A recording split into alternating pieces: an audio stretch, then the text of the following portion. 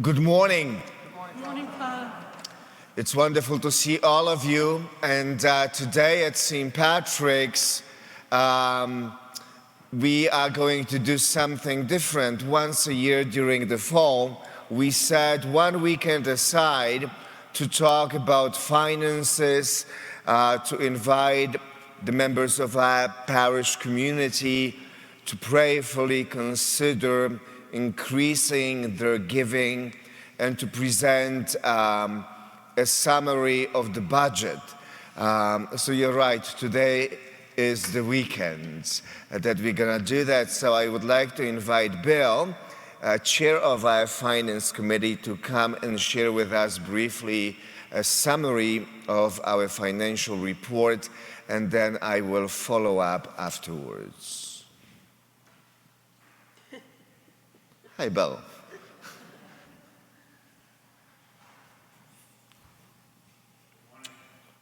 Good morning.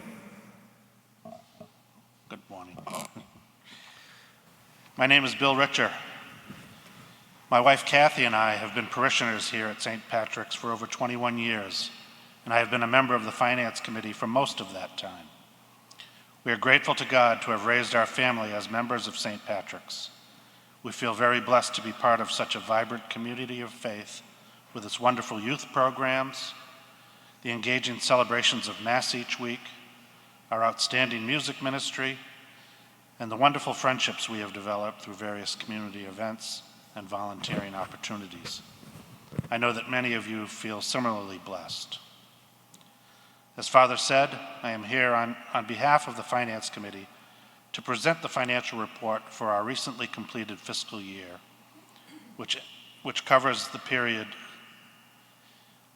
which ended on August 31st, and to discuss the proposed budget for the current fiscal year, which covers the period September 1, 2025 to August 31st, 2026. This is also the time each year that we ask you to prayerfully consider increasing your weekly contribution, or for those new to the parish, to register with us and become regular contributors. You can find the financial report in the bulletin. A copy will also be mailed to each parishioner's home. I would like to start my report by acknowledging that as a result of your generosity, we were able to eliminate our renovation debt early in the fiscal year. Not only has the debt been paid off, but we've also managed to build up a positive building fund balance of $23,000. This gives us a nice starting point for growing our building fund, which will be essential to avoid or reduce the need to rely on debt to pay for major repairs to our facilities that will inevitably occur in the future. In the past, we have raised concerns about our aging boilers in the rectory and church, but we know that we will need to eventually repair peeling paint in the church, replace the tiled floor in the parish center and under our pews, and painting the fence that borders our property, just to name a few concerns. But the elimination of the renovation debt and the establishment of a meaningful building fund was a very positive development during fiscal 2025. Despite this great news, we did experience a net loss for the year of approximately $21,000. This includes $5,500 of diocesan expenses that we were unable to pay before the end of the fiscal year. Our expenses in total were mostly in line with our budget for the year, with increases in certain categories of expenses that were largely offset by decreases in other expense categories.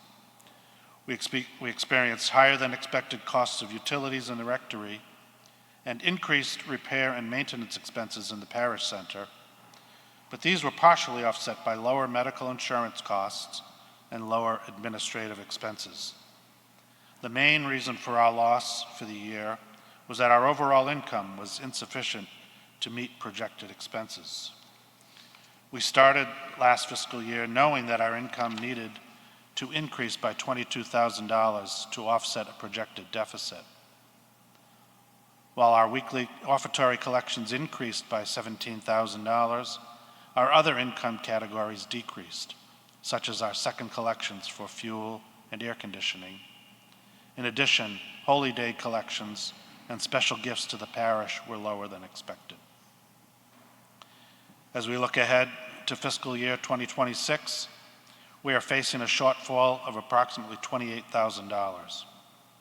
The primary reason for this projected deficit is higher salaries associated with reconfiguration of the parish staff, which Father Tomasz will explain.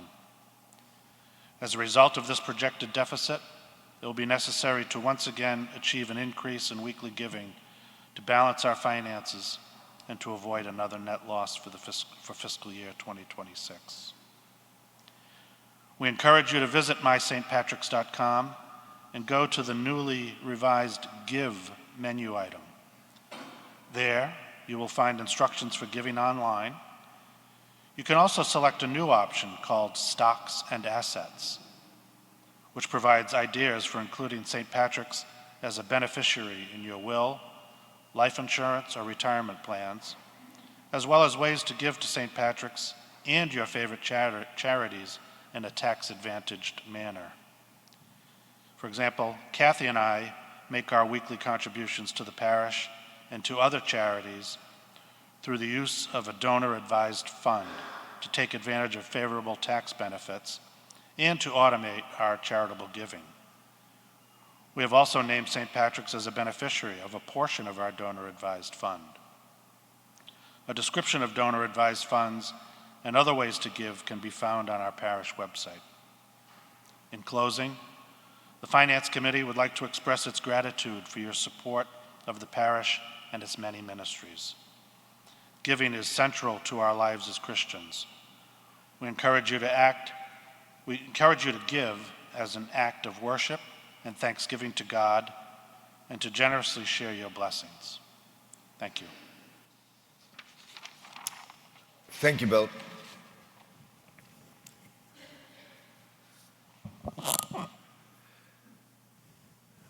Pope Leo, in his recent and first exhortation or document called Dilexite, which means I have loved you, reminds us that the church, and indeed every parish, is a family. And I love this image because we can all relate to this image, because we all have families. So it's a beautiful image. The church is a family where everyone is called to love and carry on the gospel of Jesus as a missionary disciple. Pope Leo reminds us that the church is not just a place we go to, though it is, because you are an evidence of it right now and right at this moment. However, the church is more. The church is a family we belong to, and we want others to belong to.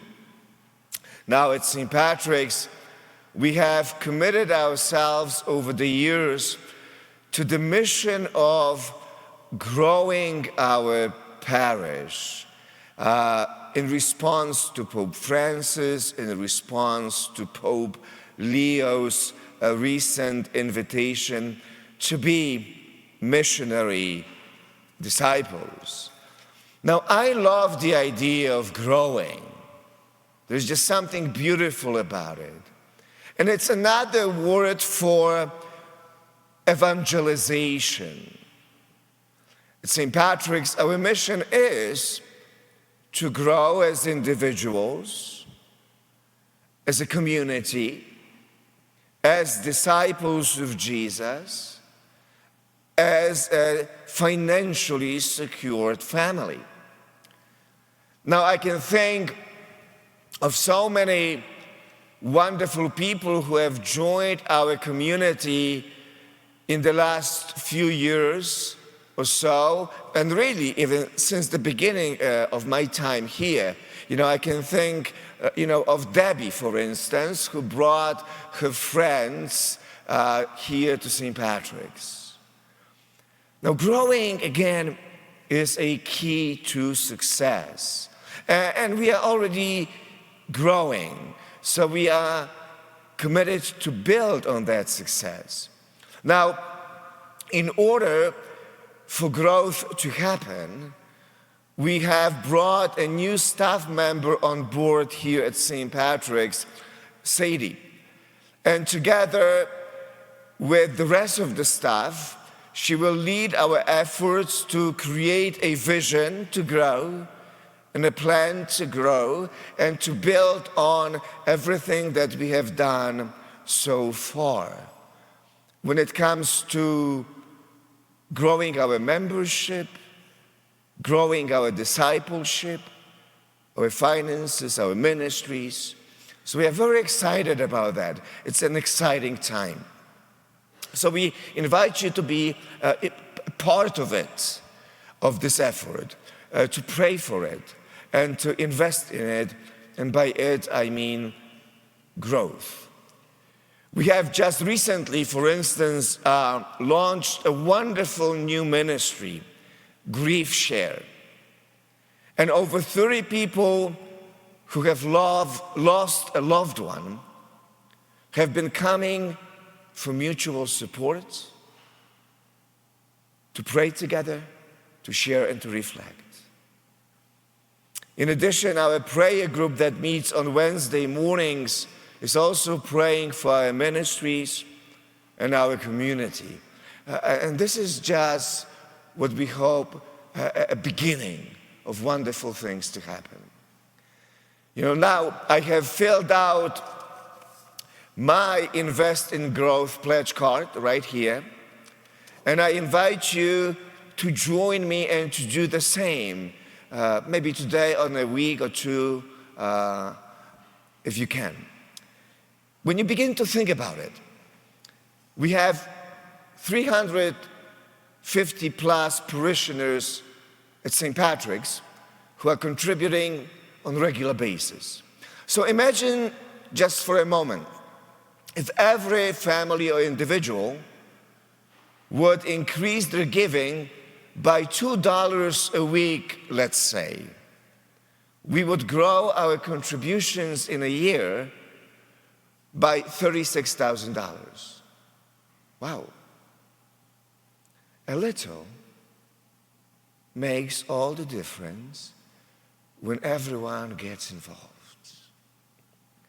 Over the last 3 years, our increased giving campaign has been a great success, which is wonderful news. It is thanks to the generosity of so many parishioners. And this year, we want to continue to build on that success. Some of us can do more, some less. I mean, this is the decision ultimately you can make only alone. It is a decision between you and God, between me and God. As Paul tells us in the second letter to Corinthians, God loves a cheerful giver. If you were not able again to do it last year, to be part of it, we hope that you can be part of the Invest in Growth campaign this year. So again, we invite you to take the pledge card, or we will send the pledge cards and the letters in the next week or so to every family in the parish. You can also go to the website and just pray about it. Just pray about it. So in conclusion, I'd like to thank you for your generosity, your support. I and our staff at St. Patrick's are inspired each and every day to serve you, and it is a labor of love. I'm proud of what we are accomplishing here at St. Patrick's. It is truly a wonderful, wonderful family, and it is because of you. So I want to thank you, and may God continue to bless all of us here at St. Patrick's.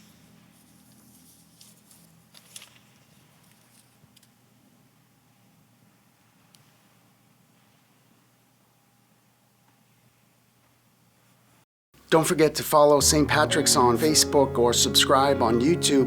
And please join us for any of our live stream masses this weekend. Details are below in the description. God bless you. Like burning incense, O Lord, let my prayer rise up to you. like burning incense, O Lord. Let my prayer rise up to you.